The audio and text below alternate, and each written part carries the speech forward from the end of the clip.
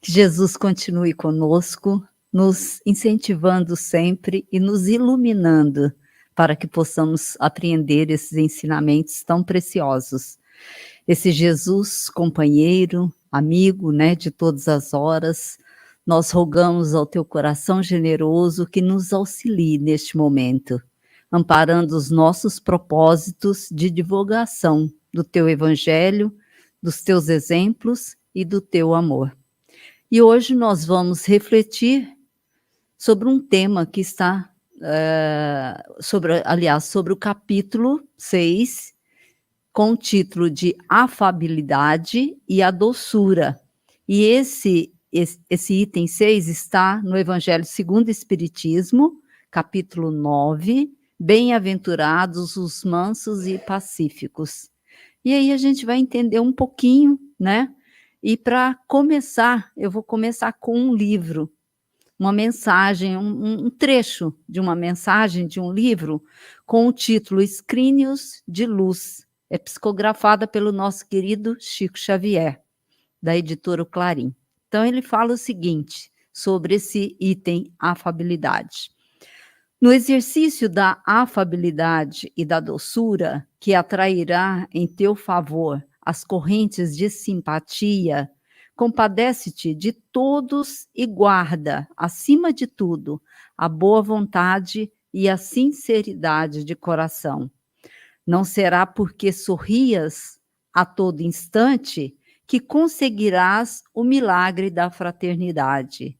A incompreensão sorri no sarcasmo e a maldade sorri na vingança.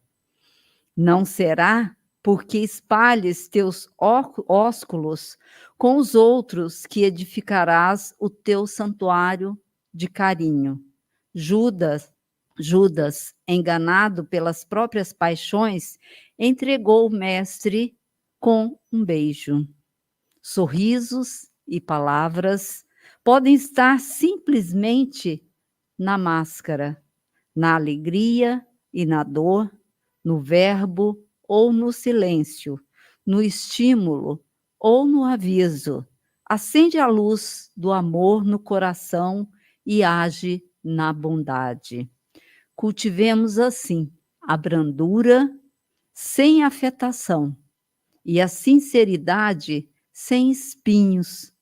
Somente o amor sabe ser doce e afável para compreender e ajudar, usando as situações e problemas, circunstâncias e experiências da vida para elevar o nosso espírito eterno ao templo da luz divina. A afabilidade e a doçura que nos fala no Evangelho de hoje, que faz parte do capítulo Bem-aventurados, brandos e pacíficos, porque herdarão a terra, nos convoca a uma grande reflexão. Reflexão esta no sentido de que, tendo neste capítulo, nos dado Jesus uma metodologia de bem viver na terra. E sabemos que essa terra em que vivemos está num momento de provas e expiações. Ou seja, Jesus já nos deu ali um método, né? E nos mostrando que podemos aliviar as nossas dificuldades e as necessidades aprendendo com ele a desenvolver em nossas almas esse conjunto de qualidades que formam uma virtude, a virtude da mansuetude e da brandura. E como é difícil, né, gente? No mundo em que vivemos, neste momento em que estamos passando, que é um momento que a gente fala de transição, desenvolver seja a afabilidade e a doçura. Mas se estamos aqui a trabalho, se estamos aqui para desenvolver essas virtudes, então estamos no momento certo, no lugar certo e na hora certa. E aí, nesse capítulo, ou seja, no capítulo 17, Sedes perfeitos, no item que fala da virtude, nos esclarecendo que a virtude é um conjunto de qualidades, certamente um ser afável e doce, muito conseguirá na conquista de bem conviver. Porque o mais importante neste trabalho nosso, nesse esforço nosso aqui, nessa vivência, é o conviver.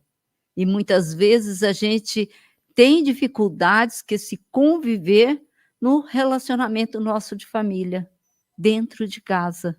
Às vezes a gente quer fazer trabalhos fora de casa pela dificuldade do conviver, mas a gente precisa prestar atenção que ali é o nosso dever de casa, ali é o nosso trabalho a fazer. Todos nós gostamos de ser bem tratados. Todos nós gostamos de atenção, de carinho, de compreensão, de tolerância, enfim, de tudo que tem o clima de amor e de fraternidade. No entanto, para que tenhamos tudo isso, necessário se faz que também nós estejamos abertos, dispostos a desenvolver esses sentimentos que queremos em relação a nós. Mas vamos pensar um pouco. Por que será que desejamos tudo isso e, no entanto, se torna tão difícil para nós mantermos estados de alma, de tolerância, de ternura, de afabilidade, de doçura, ou seja, resultante de um clima de equilíbrio? E pensando em tudo isso, nós concluímos que nós não valorizamos esses aspectos. Eles ainda não fazem parte das nossas aspirações, porque a partir do momento em que estivermos como objetivo o desenvolvimento de uma vida inteira, rica, certamente conseguiremos movimentar a nossa alma e as nossas emoções. Nesse sentido, receberemos da espiritualidade que está conosco, que sempre esteve conosco.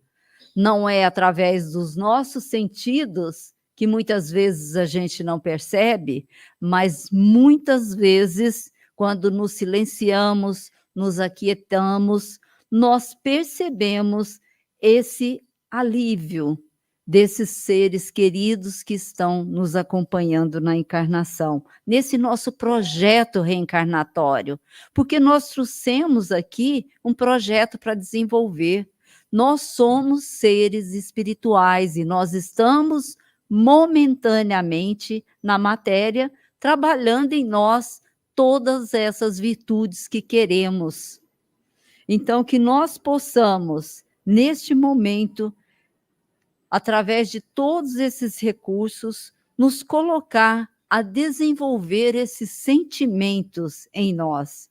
Então, nós devemos cultivar esses sentimentos para facilitar a nossa convivência uns com os outros. E este evangelho de hoje também nos faz refletir no quanto confundimos esses sentimentos, no quanto que muitas vezes fazemos algo pensando em outras coisas diferentes, né? Porque não necessariamente para sermos afáveis precisamos estar com o sorriso no lábio. Tudo isso de que nos fala Jesus está no movimento da nossa alma, no dinamismo das nossas emoções. E aí a gente pegou ali no livro Mãos de Luz, onde nos fala a autora que no campo emocional foi feito o nosso campo emocional foi feito para ser ampliado.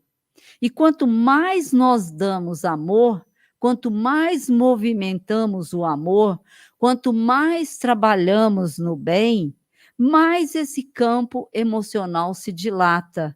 E como resultado, nós nos sentimos pleno, porque está se processando em nós esse dinamismo das nossas emoções. Se não agirmos assim, se ficarmos intolerantes, incompreensivos, impacientes, nosso campo emocional se atrofia, por ser contrário ao mecanismo natural e será expresso de forma de carência. Eis a razão pela qual muitas vezes nos sentimos carentes. O nosso campo emocional precisa, sim, ser dinamizado e não abandonado por nós. Por isso, nos sentimos tão bem quando a gente ajuda o outro, tão bem quando a gente é útil para o outro, seja numa informação, seja numa mensagem que a gente passa, aonde aquela pessoa recebeu a mensagem e falou: "Nossa, essa mensagem caiu como uma luva. Muito obrigado". Então é nesse sentido que a gente está fazendo movimentar esse campo vibracional. Então, nesse raciocínio, nesse esclarecimento, nós conseguimos entender a grande sabedoria de Jesus, quando ele fez da mansuetude, da passividade e da moderação uma lei, condenando assim toda forma de violência. Nós fomos criados para amar, mas interessante como nós nos sentimos muitas vezes envergonhados de amar. Temos vergonha, às vezes, de ser educado, vergonha de ser cortês. Achamos que vamos, por exemplo, naquela expressão vulgar, pagar o mico. Então, muitas vezes, quando uma pessoa puxa um banco para a gente e a gente vai sentar, a gente fala: "Nossa, que coisa antiga", mas na realidade não. A gente vai deixando para trás alguns hábitos. A gente muitas vezes esquece de ser gentil e deixar o outro passar na nossa frente. E assim vai por diante, quantas formas nós temos de desenvolver, de dinamizar o nosso amor. Então não seria uma falta de autoestima? Será? Nós saímos aí de uma pandemia que nos deixou em casa fechadinho, de repente nós saímos para fora e muitas vezes esse sair de casa nos deixou meio estranho. Que nós possamos dinamizar em nós esse amor, essa doação, essa vontade de querer, essa vontade de praticar o bem. Então, lembramos ainda que pacificidade não é ser pacífico e nem ser omisso. Busquemos pesquisar o que quer dizer pacificidade, para não confundirmos, por exemplo, impulsividade e agitação, ou ainda ansiedade e dinamismo. Confundirmos sensibilidade com suscetibilidade. Desculpa, gente. Confundimos a humildade com o servilismo. Ou seja, vamos prestar atenção nas palavras e aí, junto com essas palavras, os nossos sentimentos. Então, colocando tudo isso para que possamos refletir em muitas vezes os conceitos divinos não coincidem com os conceitos humanos. E é preciso que tudo esteja muito claro na nossa mente para que possamos trabalhar esses conceitos e depois administrarmos com equilíbrio as nossas emoções, que mais tarde se tornarão em nossos sentimentos. Temos aí um universo nos convidando a trabalhar. É o universo da nossa alma, porque nós somos seres imortais. Olha que maravilha! Então, nós temos aí uma eternidade, e sob a direção e os preceitos do nosso querido Mestre Jesus. Tudo isso nos mostra ainda a grande necessidade de nos conhecermos, do autoconhecimento. Porque não basta conhecermos esse código divino se não sabemos como dinamizarmos em nós. Ou seja, nós precisamos colocar em ato tudo que temos em potência. Se nós somos filhos de Deus, nosso Pai, nós herdamos dele tudo que temos. Só herdamos que estamos em potência. Precisamos o quê? Colocar em ato. Precisamos dinamizar. Precisamos trocar essas experiências no nosso dia a dia, na nossa relação, na relação conosco mesmo e na relação com o outro. Então, identificarmos quem somos, o que sentimos e o que pensamos é fundamental para que possamos processar em nós essa grande transformação, que certamente se dará, cedo ou tarde, querendo ou não, porque nós sabemos que somos filhos de Deus, esses filhos pródigos que estamos a caminho do Pai. Então, todos nós, com certeza, nos transformaremos e nos identificaremos com esse Pai. Quando Jesus fala, eu e o Pai somos um, a gente também chegará um momento em que a gente vai estar falando exatamente dessa forma.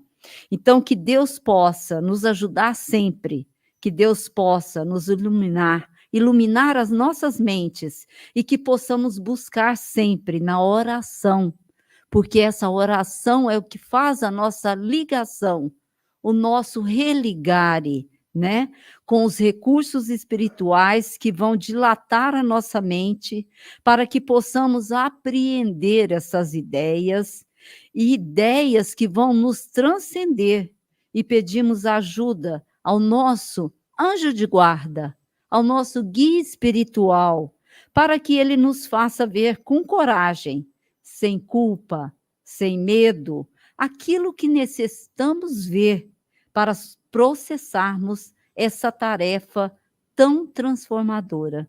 Que Jesus nos ilumine e nos fortaleça sempre. Graças a Deus.